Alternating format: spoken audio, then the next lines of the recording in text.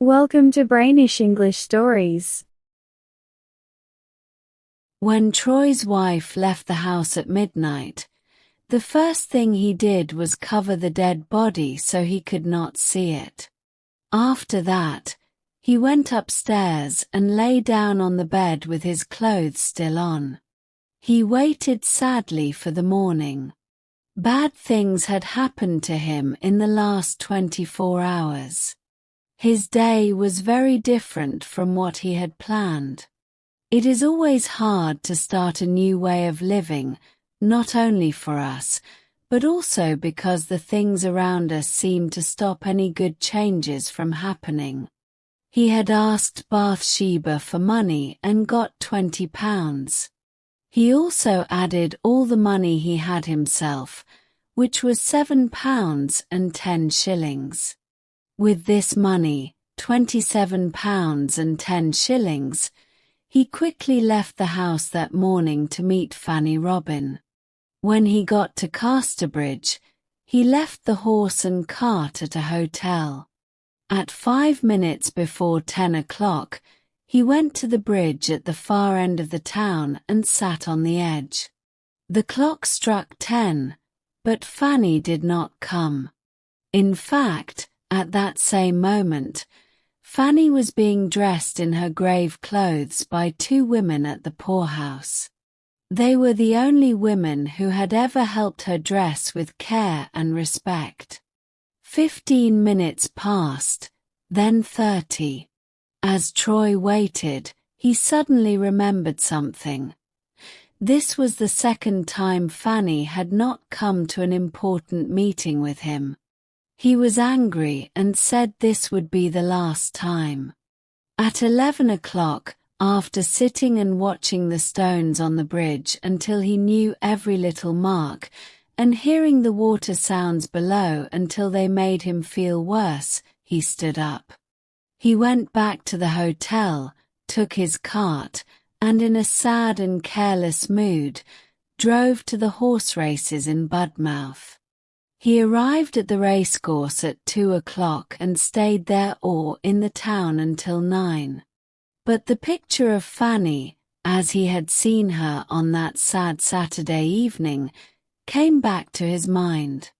He also remembered Bathsheba's angry words. He promised not to bet money, and he kept his promise. When he left the town at 9 o'clock that night, he had only spent a few shillings. He rode home slowly. Then, for the first time, he thought maybe Fanny had been sick and really could not come. He believed she did not make a mistake this time. He felt sorry that he didn't stay in Casterbridge to ask questions. When he got home, he quietly took off the horse's harness and went inside. And there, as we already know, he had a terrible surprise waiting for him. When the sky became light enough to see things clearly, Troy got up from the bed. He did not care where Bathsheba was, and he almost forgot about her. He walked downstairs and left the house through the back door. He walked to the churchyard. There, he looked around until he found a new empty grave. He remembered where it was and quickly went to Casterbridge. On the way, he stopped at the hill where he had last seen Fanny alive and thought for a while. When Troy arrived in the town, he walked down a small street and went through a gate.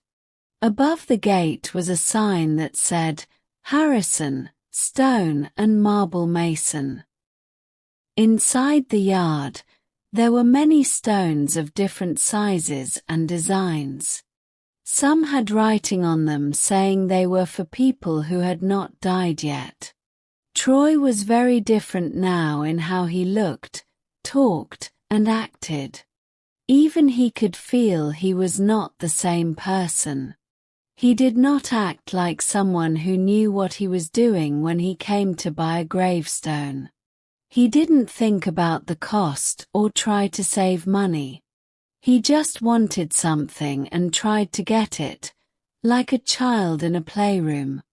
"I want a good gravestone," he said to the man who stood in a small office in the yard. "I want the best one you can give me for £27. That was all the money Troy had. "Does that price include everything?" the man asked. "Yes. Everything. The name on the stone, taking it to Weatherbury, and putting it in the ground. And I want it now, right away." "We can't make something new this week," the man said. "But if you want one we already have here, we can make it ready quickly." "All right," said Troy quickly. "Show me what you've got." "This one is the best I have," said the stonecutter, walking into a shed. "Here is a marble headstone with nice shapes on it.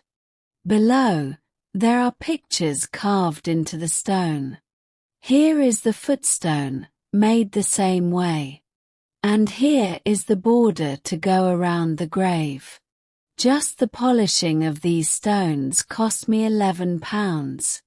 These stones are the best kind, and I promise they won't break in rain or cold weather for 100 years.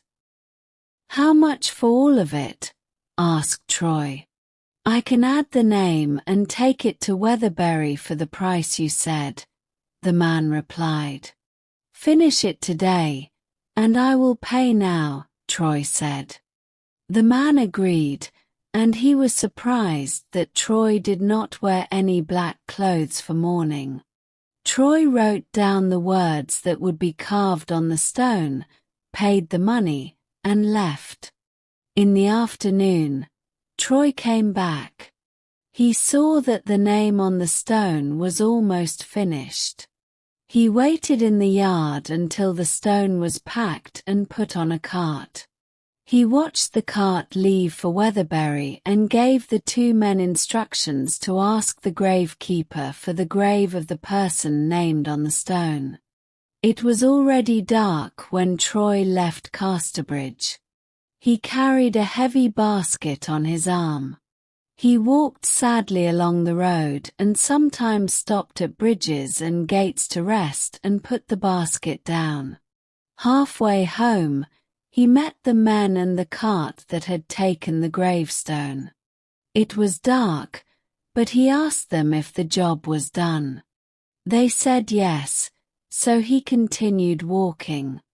Troy went into Weatherbury churchyard at about 10 o'clock. He walked straight to the corner where he had marked the empty grave earlier that morning. It was on the north side of the church tower. People walking by on the road could not easily see this place. Before, the area had been full of old stones and wild bushes. But now it was cleaned up and ready for new graves, because the rest of the ground was already full. The gravestone was now standing there, just like the men had said. It was bright white and neat, with a headstone and footstone, and a border of marble connecting them. In the middle was soft soil for planting flowers. Troy put his basket down next to the grave and went away for a few minutes.